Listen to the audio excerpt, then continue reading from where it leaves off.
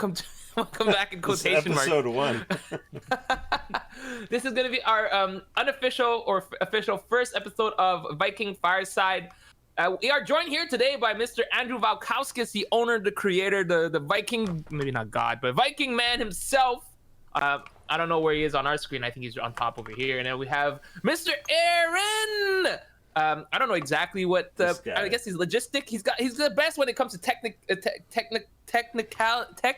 issues. The IT man himself, and I am Ken, your host for today. We got quite a few things on the board today. Notably, I think the main thing we want to talk about is the convention that we had I think it was about 2-3 weeks ago.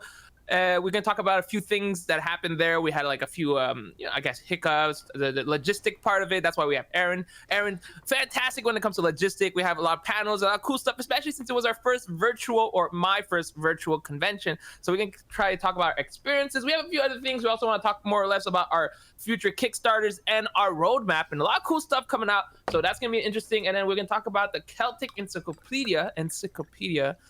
Celtic Encyclopedia. I struggle to say that word. It's a really tough one for me personally. And finally, if we have time, we'll be doing a Viking top 5 by we, I mean, it's going to be Andrew. Come on, let's be real. Andrew's the most knowledgeable one here. So we're going to be starting it off. So, I mean, if you want to tell us a little bit about yourself, Andrew, you can go ahead and do so. And then we can go on to Aaron to tell us a bit about each other. You know, I'll give my background afterwards at the end. I am so happy to be here online with you guys again.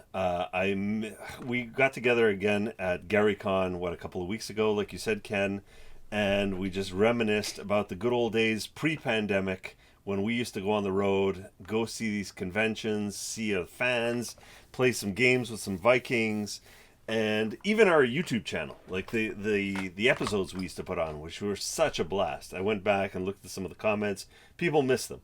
So we figured, since we had done so much streaming during the convention and people enjoyed them, that we would continue this tradition into the rest of the month, and we'll see how far it goes with our Fate of the Norns Twitch channel. And I can't think of two better people to launch this off with than Ken and Aaron. This is great. I mean, we kind of tried this out a few times, but, you know, we had to deal with technical difficulties with different people, you know, and stuff like that. So, like, we had to figure it out, try to work it out, and hopefully this will look good. But, yeah, we have Aaron also. Tell us a little more. Aaron, how do you feel? How's it going? I mean, I'm happy to be here. It's good timing, too, just in general, the scheme of things. Like, I've been doing a little bit of my own streaming stuff on the side, so it just kind of happened to, you know, link up and all that, so that's kind of fun. But yeah, no, honestly, I'm really happy to be back. Like we said, first virtual convention was definitely a little bit weirder. I do miss the good old days of just, you know, having a good time, meeting people, meeting new, you know, interesting people at the booth, and just being able to talk about, you know, the different things. But right, but I'm supposed to be talking about myself. Sorry. No, I told Andrew to talk about himself too, but you know, it's fine. At last, it is what it is. It's all about the experiences that we share. That's right. Me in a nutshell, like you said, I'm very much a logistics guy. I do a lot of like IT stuff, tech stuff. Do a bit of streaming myself. Cough, self-plug. Aaron Bagelman, cough. And description down below.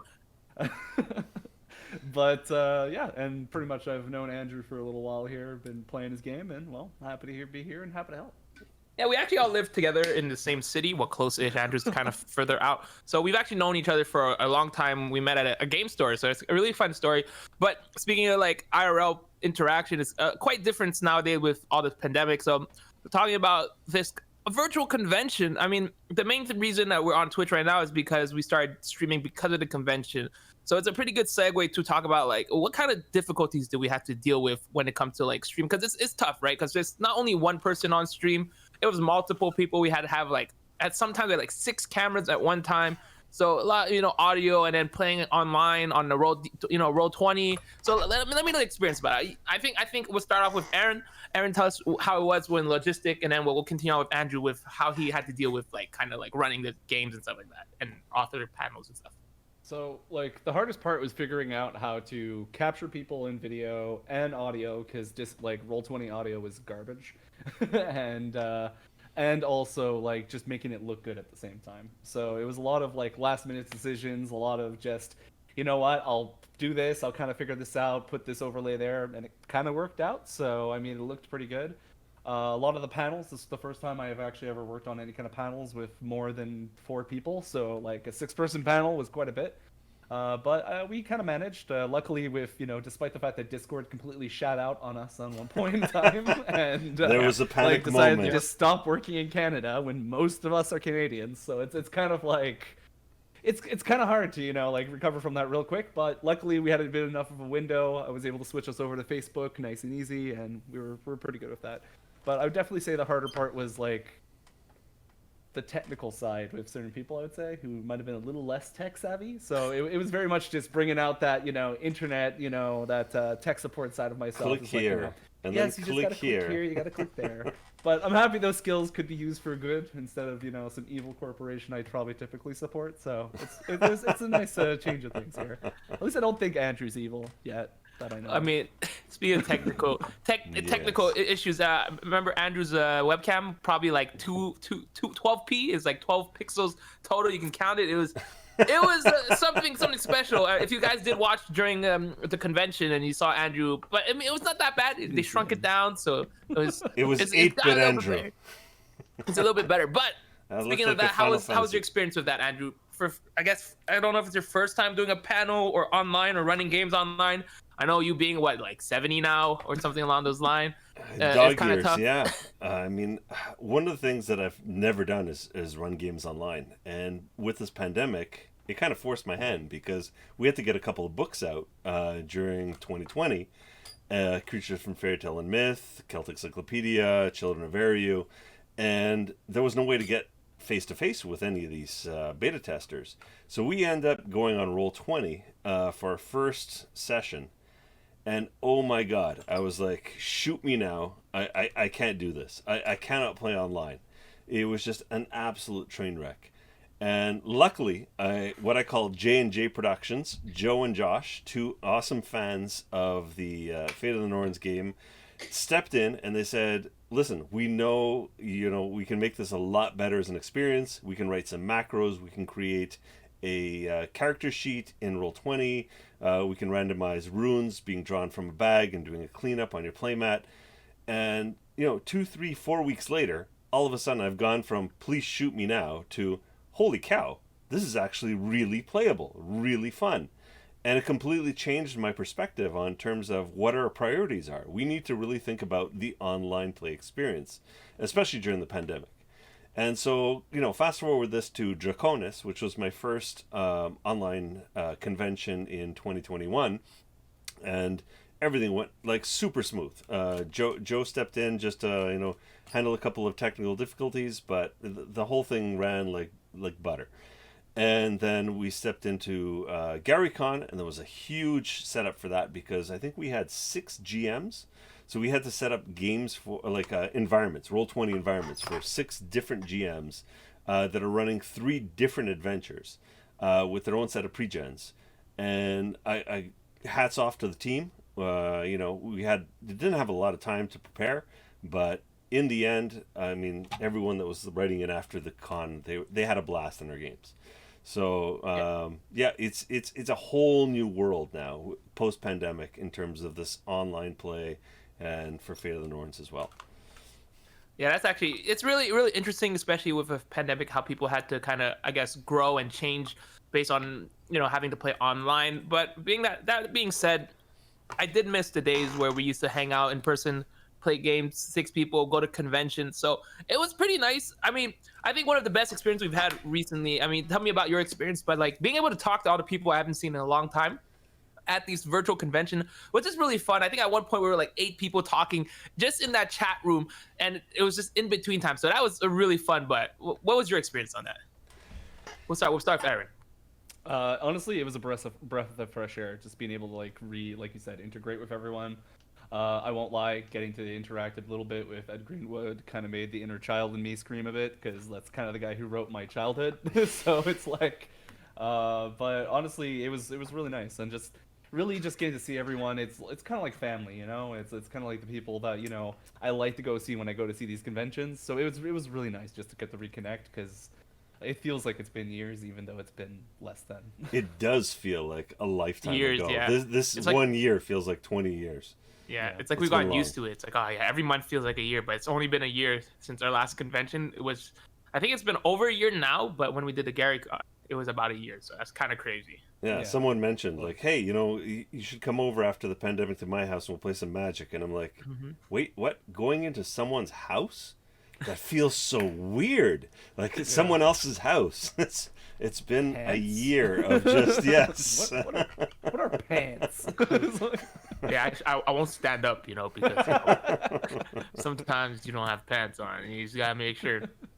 But yeah, it was pretty nice. Like, Andrew, what is your experience? Especially, I mean, I know you're in contact with a lot of these people already, but it's kind of different when it comes to like, seeing them. Like not in quotation mark person, but like talking to them in a group. I know like we consider each other family because we go to conventions and you spend like 36 hours to like 48 hours close to, let's be honest, except for when you're sleeping, you're basically together that whole time. So it's almost like family. So Yeah. how does it feel for you to be able to talk to all these people again? I really wanted everyone to be invited into this convention. So I reached out to all of our authors, all of our game designers, all of our artists, and just try to get as many people together as possible. Because I know it's tough on everyone. And we all need that, social connection. And so it was really fun to have, let's say the panels, right? So we took all the authors that had written, Chris couldn't make it, but we had Stephen, we had Michelle, we had James, we had Ed. So these are like, the pillars of who are making Fate of the Norns a lot more of a deep world with their novels, right? So these are people that have studied the canon, studied the universe, and created some really unforgettable characters and storylines in their novels. And then having them all together in a panel where they can talk about their experiences in writing stuff for a game universe, or how they come up with characterization, or do they start with the macro or the micro when they come to writing their novel plot lines.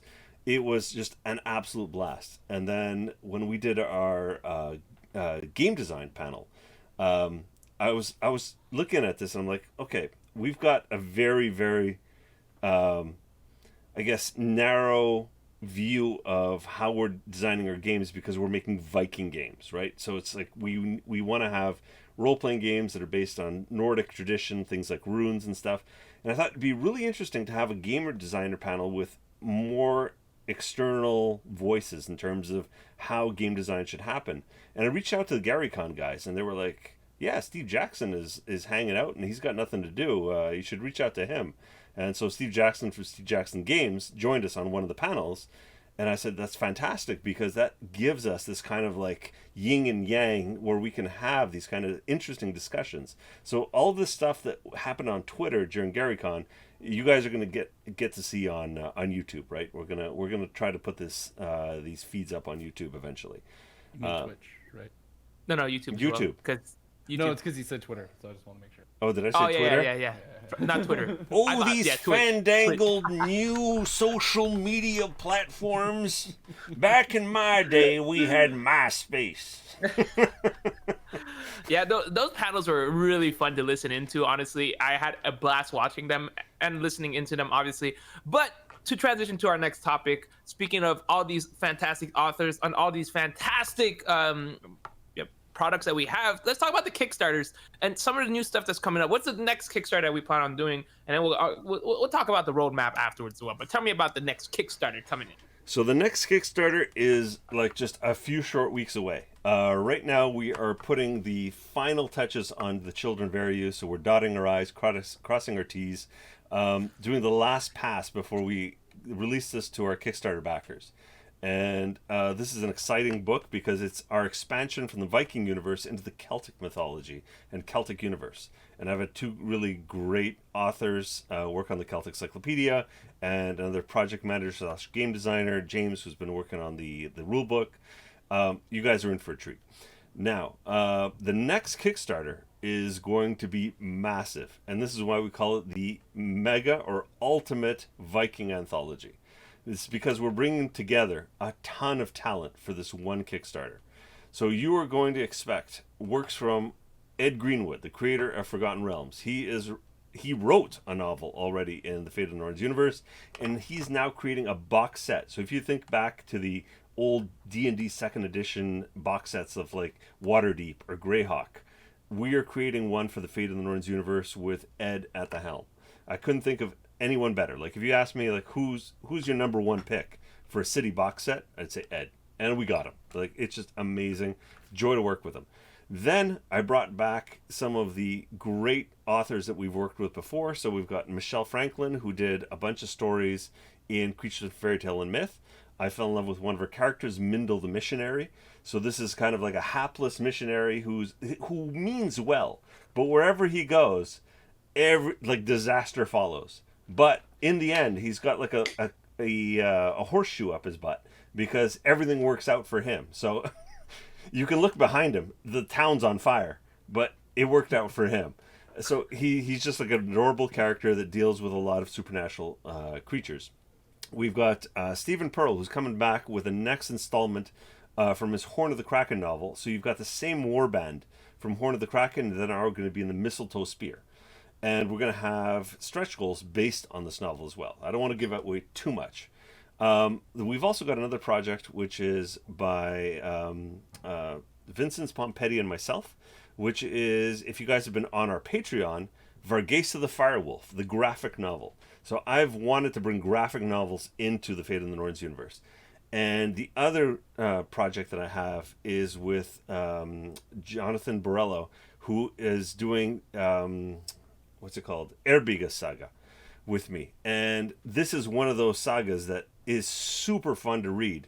But because it's got this academic translation, a lot of people drop off. But the story is amazing, and we're going to bring this as a comic book and in this Ultimate Viking anthology. And we've got a couple of more stretch goals. I'm going to tip my hat a little bit to War of the Shadow and things like that are going to be coming in on this next Kickstarter. So expect like so many books that you better get a new bookshelf with some sturdy oak. I'm excited for that. Are you committing to that basically stretch goal for the comes with a bookshelf, made from actual ash wood and all that, Yes, that is a stretch goal. Would that be a stretch goal? That would with... just be one of the what's it called? Not a goal. One of the tiers. If you want to go exactly, like the highest tier. Would you like a bookshelf with it? Give you.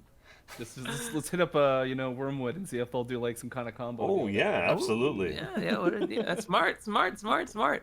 Aaron, what are you excited for? Like, is there any like? I don't know how much you know about our future games coming, but hold on. Before we do that, let's get Andrew to tell us some of the future games to come, because from that you can tell us what you'll be excited about. All right, so after the Ultimate Viking anthology, we have a couple of really fun things in the works that are just waiting for Kickstarters. So we have a drinking game, which I will codename Ragnashots, which we have been working with some designers in Western Canada that have been working on this for a couple of years, and I'm super excited to have a drinking game in the Fate of the Norns universe. So this is something that we're definitely going to move forward with. Second thing is War of the Shadow, which has been something that has been hinted at since the core rulebook, which is the third age of Ragnarok, and this brings you to the horror investigation Viking genre. So this is a very dangerous universe of, death will come swiftly if you're not careful. And there's a lot of horror elements because you're dealing with Nidhogg and you're dealing with the Leosa and Svartalfar. Then we have this card game that we've been working on since what do we say, Ken? 2014? Yeah, it's been a long time. That was funny because I think this was like put in the back burner for a long time, but I think this year is the year that you worked really hard on it, so I'm excited about that one. I'm a fan of Magic, and I'm a fan of collectible card games, and I've wanted to create my own CCG/LCG living card game. And so Vigrid has been in the works for many years, and this is a project that I don't want to cut corners on. I want it to be just right when we come out with it. And with the pandemic and no conventions, I've actually been relegated to a life of testing and working on new projects, and Vigrid has moved forward immensely over the last year. And this is a really pleasant surprise because I thought this was going to be maybe a 2022, 2023 project, but it has moved so much in the last 12 months that this might be a 2021 project that sees the light of day. And then we do have our board game, which is the Chronicle of Kings. And so that has been, oh man, when did we start testing that, Aaron? We did that at Gamers Vault, right? Like, yeah, the second. That was like 5 years ago, right? Gamers Yeah. at the second location, so about Yeah. Damn. Yeah. I So, remember. that one's gone through quite a few really fun transformations. And I think this is not going to be a 2021 thing. It's going to be a 2022 thing. But it is a board game that we've been working on that basically you take a dynasty of Viking nobles, and every turn is 15 years, and you are playing through like a conquest of Midgard. And it deals with, like 5X, kind of stuff, economy, religion, whatever, conquest. And it's all about the story of your lineage. You score points based on the drama that is surrounding your lineage. So it doesn't necessarily be the victories. They could be crushing defeats. But as long as everyone remembers them as like epic defeats, you're scoring points. So that's the other thing that's in the pipeline. Most shit the game. Exactly. Yeah, I mean, those sound fantastic. What are you excited for, Aaron? Tell me what you are the most excited, and I'll tell you what I'm more excited about after. It's kind of obvious. I definitely say War on Shadow has a special place in my heart, as I love the creepy and the crawlies, and it's just I did a little bit of play testing with it back in the day with Andrew, and it stole my heart. I'm very excited for that. Following that up, I mean, I'm not gonna lie. I mean, I said it earlier. Ed Greenwood, kind of a fanboy of that, so that entire Viking anthology is like. He's joking about getting another bookshelf. I was literally looking at getting another bookshelf. so it's like, I mean, like, again, if that stretch goal thing happens, like, let me know. Like, I'm not far. Shipping won't be too bad either. Just saying. I'll pick it up. I'll pick it up myself. I'll come pick to it up. I'll come pick it up. I'll pay the gas. But those would definitely be like my top hitters. The living card game is also actually really interesting. I can never pronounce the name properly because I always mess it up. So Vigrid. Vigrid is the plane that the final battle happens on in the Fourth Age of Ragnarok, where all of the forces come down to the plane of Vigrid for that final battle. Yeah, I'm interested in that because like I also played that for a bit, and it was a lot of fun. So I'm really interested what you've done, how it's changed. I'm interested in the progress, and also, I mean. Well, who doesn't need another trade card game in their life, right? It's not like my wallet won't mind, right? I'm actually super excited for Vigrid, and you didn't talk too much about this part, but I know you wanted to make it digital a lot, and for me, having anything accessible digitally makes it so much easier for me, especially since I'm very much a content creator, which is digitally based on. So I mean, as much as I want to carry a lot of cards, I don't have much Magic cards, but having online Vigrid, especially with this other thing, you didn't mention it. I don't know if you want to talk about how you plan on using it. I can talk a little bit about the rollout. So I took a page of inspiration from the Pokemon TCG. And what I thought they did brilliantly is the fact that it's a seamless online experience and a seamless paper experience. So when you buy a paper booster, there's a QR code, and you end up scanning it, and all of a sudden you get the cards into your digital account, and there's just like one unified experience. And I want to do the same thing. So the plan is to try and launch a digital and analog experience at the same time. I don't know if it's going to happen at the same time, but definitely the goal is to have both. And, with pandemic, I went down the rabbit hole of crypto, and I got into the whole space of NFTs, non-fungible tokens. And then, the light bulb went off in my head, and I'm like, wait a minute, with a CCG, where if you guys look, I don't have a card on me here, but they're hexagonal, and there are 6 states to the card. It's not a 4-sided card, it's a six-sided card.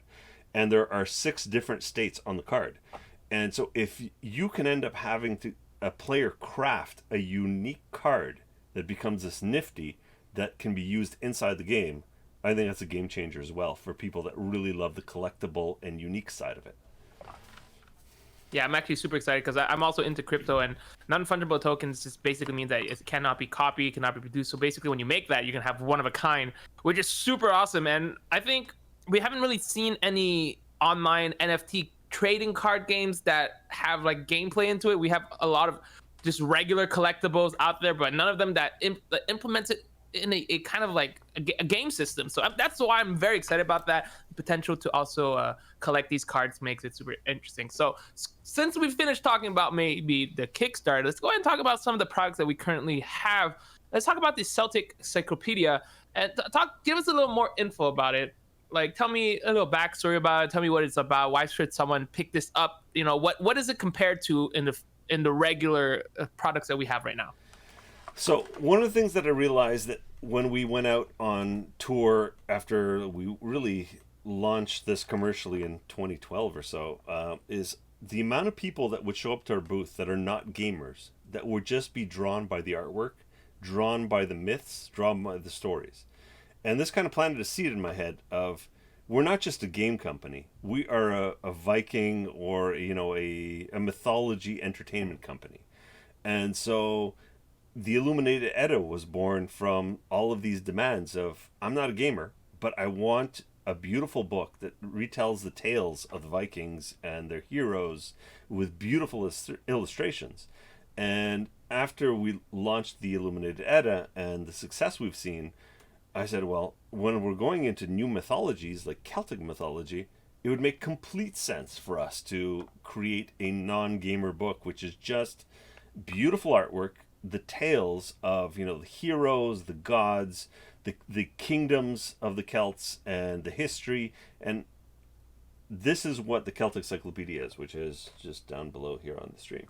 So that can be found on our online store and on Amazon and other portals. So this is what leads into our what is it called? The Children of Ariu, which is our role-playing game. So think about this as the kind of the primer, the foundation, the Bible of what this game is built upon afterwards. And I was very excited to work with two people that actually know the Celtic myths better than I do. So I'm not going to say that I'm like a huge expert, but I know my mythology. I love mythologies. And I knew that if we were to deliver this properly, I had to get people that really knew their stuff. And so I worked with Tyler and Mathieu, who are two guys that just blew me out of the water. Every single time I sat down with these guys on a conference call in terms of like, what are we putting in the next chapter? What's making it in? What's making it out? They're mentioning stuff, and I'm just sitting there like, they hear my mechanical keyboard hammering away as I'm Googling the stuff, going like, oh crap, I didn't know this. So yeah, you guys are in for a super treat if you guys really enjoy the Celtic myths. Oh, that's exciting. It's very similar, in my opinion, to the Edda, but for Celtic. And I love that the fact that Fated Norns is not just going to be Norse mythology. I mean, honestly, Vikings have always been not just Norse mythology, it has always been expanded. So adding on to this Fated and Norn universe is super duper exciting. I don't know if you want to maybe give us a few Celtic gods, that you want to give. I don't know, Aaron, maybe you have one you want to talk about. Andrew, you want to give a few, maybe. Let you guys decide who wants to say the first one. So are you leading us to one of our legendary top fives? I guess we are, aren't we? Legendary top five. I mean, I think we haven't done this in a long time. But what have we done? We did a top 5 video games. We did a top 5 board games. We did a top 5 sagas, I think, on YouTube. Yeah.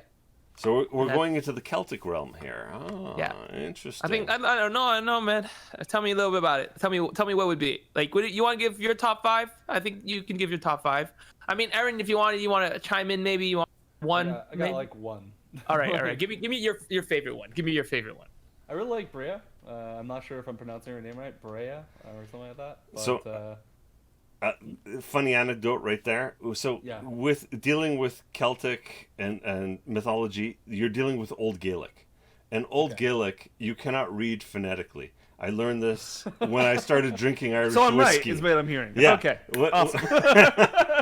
When I started drinking Irish whiskey, one of my favorite Irish whiskeys, if you read it like phonetically, it says tea bag. But the way it's actually pronounced is Che Vec. Not even close. So one of the funniest things we've had is during the beta testing of Children of Ariu is all of us struggling through these old Gaelic terms that we put in the books. And eventually we ended up getting two people that came in and wrote the correct pronunciation for all of these. But before that, I mean, it was just the Wild West. So sorry I sidetracked you, Aaron. No, but no, no. Wait, That's actually really wait, good. does he have the right pronunciation? That's the question. I have no idea. I am not an authority on this. I cannot tell you if you're pronouncing. Okay. Matthew and Tyler, if you're watching someone this, will tell us we're wrong. Matthew and Tyler, if you're watching this in the future, let us know. So yeah, I don't know. I got a thing for winter gods. That's what I kind of like about her. I really liked her description. I think that was actually really interesting. Like the fact that apparently like she had deep blue skin and her teeth were the color of rusted swords. That just really stuck to me. But I don't know. I have a very special place for the creepy and interesting stuff. So it's I have a story behind that, but that's besides the point. But yeah, and otherwise the appearance was interesting. I like the fact that her appearance would also change, like with the different seasons and stuff like that, and she's just kind of cool creepiness. That's kind of it.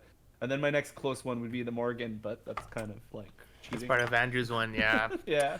Wow, that's coincidentally also my favorite one. So let's continue wow. on, Andrew. Oh, okay. Let's continue on. So I mean, if I were to pick a top five, I think there'd be a little bit of a theme to my first couple of picks because they're kind of tied together. I'd say Buon, I don't even know if I'm pronouncing this properly, right? So I'm in the same boat as you here. Again, funny anecdote. So Queen Meave, right? So I found out her pronunciation is Meave, but this is about after a month of running a game with her in the manuscript of what I was testing, and the way her name is spelt is Medb. So I was pronouncing this as Queen Medb. And I don't know why we're laughing so much about that, but I would have done the same shit, man. Like... I was like, okay, we're testing a story with Queen Medb. And then later the guy's like, no, it's pronounced Meave. And I'm like, that's a lot easier to pronounce. makes more sense too. Imagine naming your kid. Yeah, name my kid four letters without a vowel. Yep. Yeah. Is like Gunda or something? So yeah, my first pick would probably be the goddess Buon, and she's the goddess of rivers and water and fertility in the Celtic pantheon. And she had an affair with the Dagda, which is one of the major gods of the Tuatha De Danann. And they had a child, Iangus, and he's one of the greatest champions of their people. One of the things that really stands out with her is that she actually sacrificed herself for mankind. So she went around the Well of Wisdom, and the Well of Wisdom exploded and damaged her and her dog, washed them out to the rivers. Her dog got cut in half and got turned into two islands. But maybe she died. Who knows? It's inconclusive. But the point is she released the Salmon of Wisdom, which is what many other sagas, Irish sagas, talk about, where heroes get abilities that are beyond their capabilities. And so she's attributed to that. So I would definitely put her in the top five. After that, if I were to go top four, Dagda would be next. So let's go with this family. So the Dagda is basically the champion or the leader of the Tuatha De Danann, which were the main gods of Ireland, Eriu. And he is known for the war against the Fomorians. So he's the one that led the forces against them. What was the battle called? I think I took a note here somewhere because I'm not going to pronounce this properly. Meg Tured. The second battle of Meg Tured against the Fomorians. So he was the one that ended up, dealing that decisive blow that made the Tuatha De Danann the gods of the island, and they overcame the Fomorians. He's also like the father of many of the other known gods that are, it's like the Allfather if we do parallels to Norse mythology. And he was a powerful magic user, ended up having many, many powerful things like this cauldron and things like that. And he's actually, if I've got him on my cell phone, he is the case on my cell phone. So this dude right here. Oh, nice. Dedicated fanboyism right there. Right there. So he's my number four. the Dagda. Then, if we're gonna stick with the family tree, I'd probably go down to Iangus, their child, right? So, Iangus was basically the perfect specimen of a god. He's kind of looked at like, if you're familiar with Greek mythology, Apollo, right? You know, like the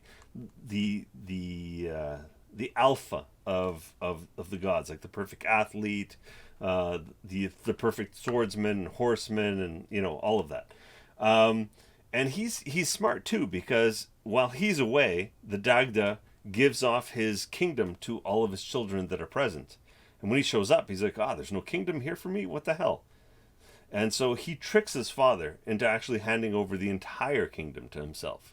So he's kind of known for his wily, tricky ways. He's also got the ability to bring the dead back to life. And he's also attributed to having good relations with Manan and MacLear, which is a prototypical Celtic god from Manx. And Aaron, we were talking about Manx earlier before the podcast. A very interesting kingdom of ancient Celtic tribes. And Manan and MacLear had this sword that was, super, super powerful. And he gave it to Iangus for his use. And what else did he do? I'm trying to think of. He had some sort of what did he have?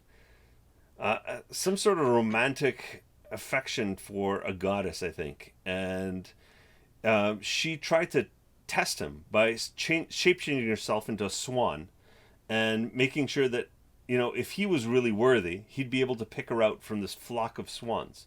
And he shape-changed himself into a swan as well to be able to, pick her out. So he had many, many talents. It's like every single story you read, you're like, he could do that too? What the hell? This guy's broken, man. OP. You gotta nerf him. I want to use that character if we ever, role play. I want to be that guy. This guy's got all the powers. All the powers. I want. He's at least level 90. At least, man. The game maxes out at level 90. He's level 100. He's just that crazy. Well, what are we at then? We've done 3 gods? You want a top 5 from me? So I'm waiting for that Morrigan. Whoa! Spoiler! What the hell? But it's not. My number 2 is not the Morrigan. It is. It would be Lou. Okay. Or Lug, if you're gonna read it phonetically. But this one I know. I've been taught to pronounce him properly. It's Lou. So he is also, just like Iangus, one of the most talented gods out there. So he was the one that ended up taking out Balor's eye. So if you guys read the mythology, Balor was a Fomorian that had this crazy beam of death that came out of his eye that would just slay anything that the beam came across. And so he is attributed to taking out the eye that could have destroyed all of the Tuatha De Danann. He also ended up organizing the uprising against the Fomorians, because there's a period during the Levor Gabala, where the Fomorians have got the Tuatha De Danann kind of completely imprisoned, and they're paying all kinds of tribute and stuff. They're under the foot of these sea giants called the Fomorians. And so he's the one that kind of rouses everyone up as a leader to stand against them. And what else? I mean, he ended up having pretty much a test by the Tuatha De Danann because he was not part of them. He was someone that joined the tribe later on in the myths. And because of his talents, they ended up accepting him, even though he was not one of the children of Danu. Am I missing anything, guys? No, I think that was good. I mean, except for that one character you need to talk about right now. I mean, number 1, but. All right. The Morrigan. We're all on the same page. The Morrigan's the most badass of them all. Mm-hmm. It's my favorite as well. Well, Aaron, why don't you lead us off, and I'll tack on whatever I can. I mean, in a nutshell, kind of badass warrior raven god. I mean, that's kind of TLDR. that's my TLDR. I mean, she kind of sees everything. She kind of knows everything. Like all these other gods who are perfect, sure, that's cool and all, but she's kind of stronger as far as I can tell. Like Yeah, people die for her. I mean, you can carry on from that point, but I can't really think of anything else to touch on that. I mean, well, she's really unique because she is three goddesses in one. So this is like you think about Christianity, where you've got the Trinity of Father, Son, and Holy Spirit. She was kind of the same kind of breakdown, which was three goddesses in one, and her goddesses, like, they stood for three very, very important things. One was war, the other was death, and the last one was destiny, right? In terms of what was your fate. And she ended up crossing paths with Cuchulainn or Cuchulainn. Again, this is another potato pronunciation of one of the greatest heroes in Celtic sagas. And he ends up wounding her. So, like you said, Aaron, she is completely she is not the almighty, all powerful. Yeah. She gets damaged by a mortal hero, but she also ends up foretelling and prophesying his death, and she's the one behind that. So, and she's also the goddess of sovereignty, which is them reclaiming their identity. And so when we went into the design space for Children of Ariu, she really figured very centrally, because if you think about the Celtic kingdoms during the 10th century, which is where Fate of the Norns universe lies, we've got a mixing pot of Vikings that have actually come in and, like at this point they rule Dublin. They've taken over Northumbria and Jorvik, but you've also got the Christians that have come up, and they've got missionaries and the spread of what we call the White God in Fate of the Norns. But then you've got the Celts that are trying to maintain their old ways, and she is that goddess of sovereignty. Like, I will not stand, I will stand in the way of whoever's trying to oppress us and change our traditions. So this is why, she's my number one, because as we went through design space and stories and sagas, her trifecta just kept popping up over and over and over again. She just seems to be the most influential, especially when you think about like God of War in general. That would be already really strong. God of Destiny, and then God of Death. So having three of the main gods' power in one character is just one of the reasons why I also enjoy it, especially because she has a lot of stories tied to her, which is really nice. But that being said, that is going to be all for this podcast. We've had a lot to talk to. If you guys really did enjoy this, we'll be live I'm saying every Wednesday, but realistically, we're probably going to have maybe every other Wednesday or so. What we'll tentative every Wednesday at 8 p.m. Eastern time on the channel. Again, we'll be back, all three of us, Andrew, Mr. Aaron, myself, Ken. If you guys did enjoy, like, share, and subscribe on YouTube, because this will probably be posted on YouTube. And we will most likely see you guys another time.